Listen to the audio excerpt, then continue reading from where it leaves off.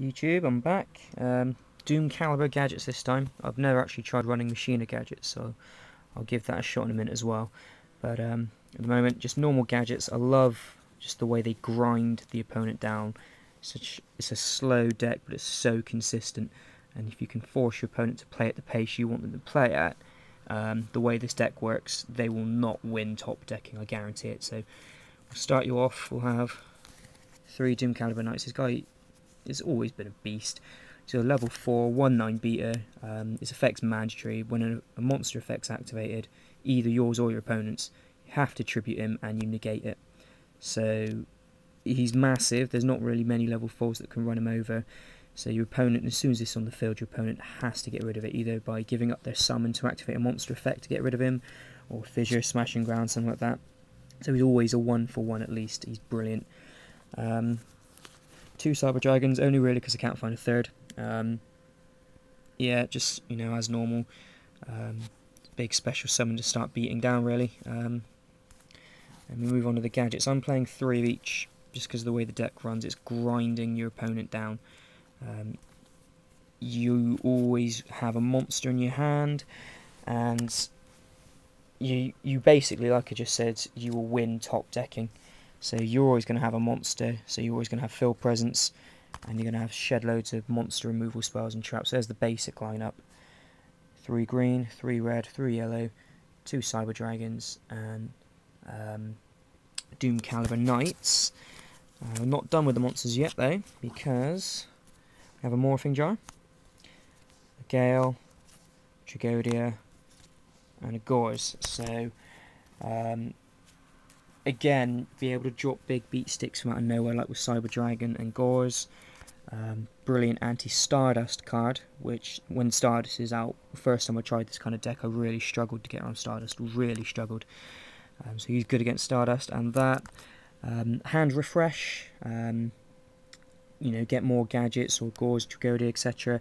And he can screw with your opponent as well, so you have to play him right, but he can be good. Onto the spells. You can't get rid of limiter removal. Double the attack of all face-up machine monsters on your side of the field, or on the field, I think. Oh no, just that you control, so your side of the field. Double their attack. So, you know, a normal gadget will go to 2,400 or 2,600 or 2,800. This is the reason why I say you will not win the top decking.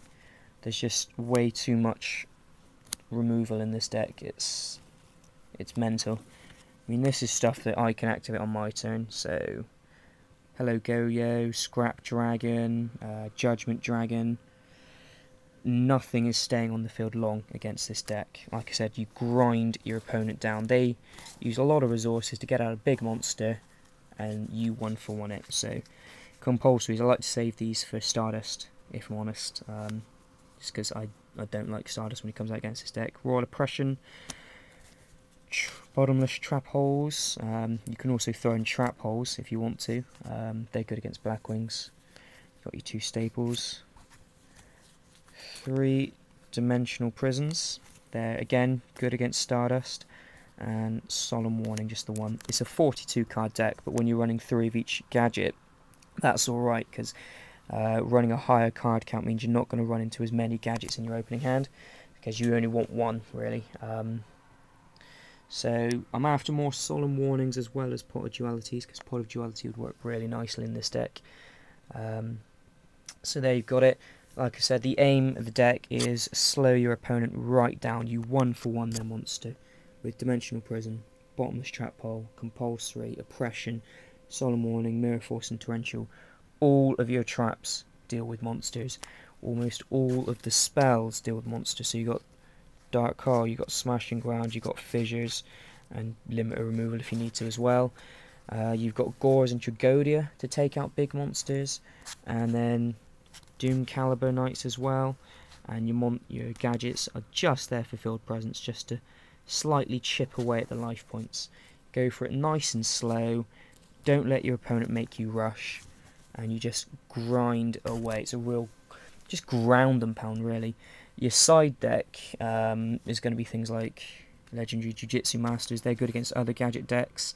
Gladiators and kind of Blackwings, sort of Nobleman of Crossouts as well. I haven't made a side deck again.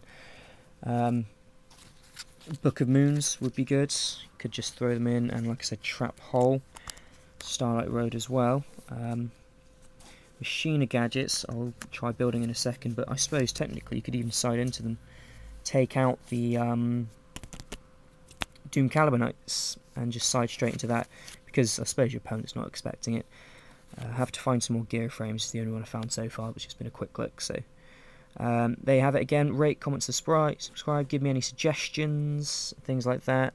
I mean, I suppose technically you can throw in 3 cards, because a 45 card deck when you're running 9 gadgets is alright. So if you've got any solemn warnings, let me know, I'm after those, and pot of dualities as well.